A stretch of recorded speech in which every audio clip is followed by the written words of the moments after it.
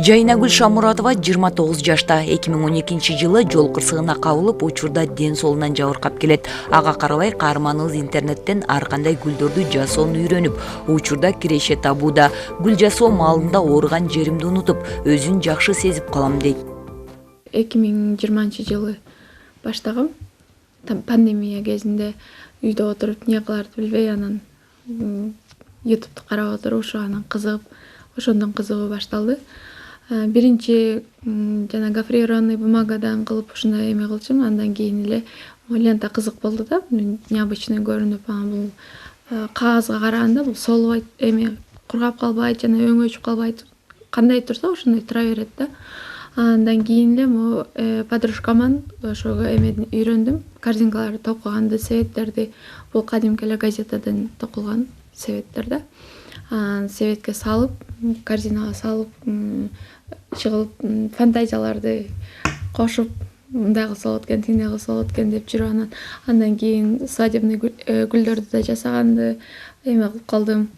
Эми фантазияны кошуп, YouTube'дан да көп нерсени көрүп эле аралаштырып жасай берем да, көп нерсе. Жайнагүлдүн ар бир баштаган ишин жолдошу Эрмек ар тараптан колдоого алып турат. Анткени Эрмек дагы ден соолунан жабыркап келет. Бул жаш үй бүлө 2 жыл мурда баш кошуп, учурда бир баланы тарбиялоодо. Канчалык ден соолуна мүмкүнчүлүктөрү чектелип турса дагы өз аракеттери менен каражат табуунун үстүндө. Албетте колдойбуз, сөзсүз колдойм. Муну мен эле эмес, менин үйүмдөгүлөргө чейин колдошот бардыгы. Таап келип бер деген, бул нерсе керек болуп атат деген нерсени кайерден болбосо да таап келгенге аракет кылам. Таппай калсам эми айла жок да, ал уже жок болуп калганда анан кийин башым жерге салып келем. Атак таап келгенге көп эле аракет кылам. Ошо менен эле алек болуп, ошол иш менен алек болуп жүрүп эле азыр буга кичине көңүл бурулбай калды.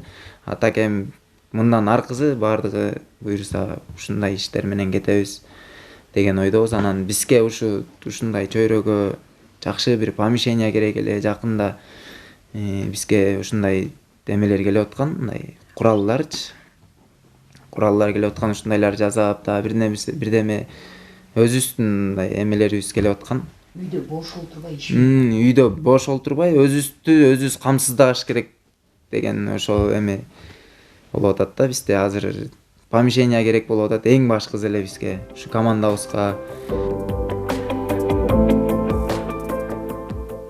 Бул гүлдөр Жайнагүлдүн эмгектери. Буга чейин каарманыбыз түстүү кагаздардан гүл жасап келсе, эми анын ордун лентага алмаштырган. Гүл жасоо менен күнүмдүк каражат табуу ошондой эле эс алам дейт. Мастер-класстар өтсөң дагы, бул азыр эми аябай эле тренд болуп калбады, мындайча айткандачы. Бардыгы эле үйрөнгүсү келет, жасагысы келет. Мисалы үчүн жолдошум экөөбүз TikTok'то көп отурабыз. TikTok'тон жасап атканда башында эме кылып калчумун. Бош отурганда жасап калам да, жасаганда YouTube эмеге TikTok'ко кирип, прямой эфирлерге кирсең, кандай кылам? Мисалы үчүн өткөндө эме жана садикте иштеген эжекелер сурап атат да.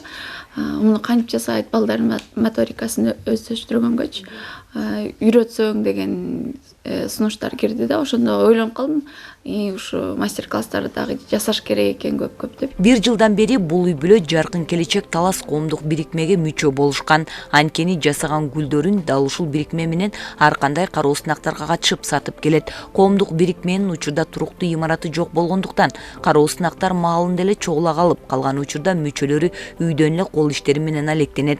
Башкы максаты ден соолунан жабыркаган балдарды коомчулукка аралаштырып, алардын жасаган буюмдарын сатып, өзүн өзү каржылоо.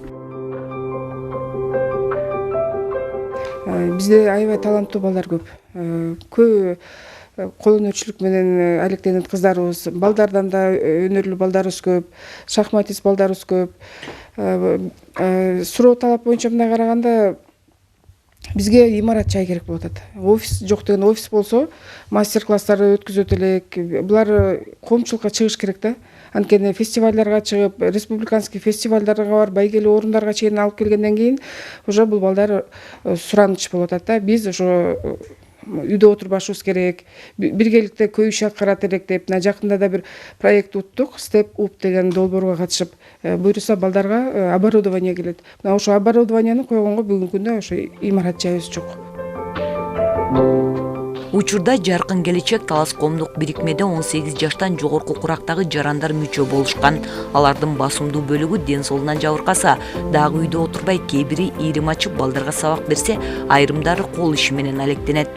Бегайым Асымбаева, Чыңгыз Бокошов, Атайын Таңкы Талас берүүсү үчүн.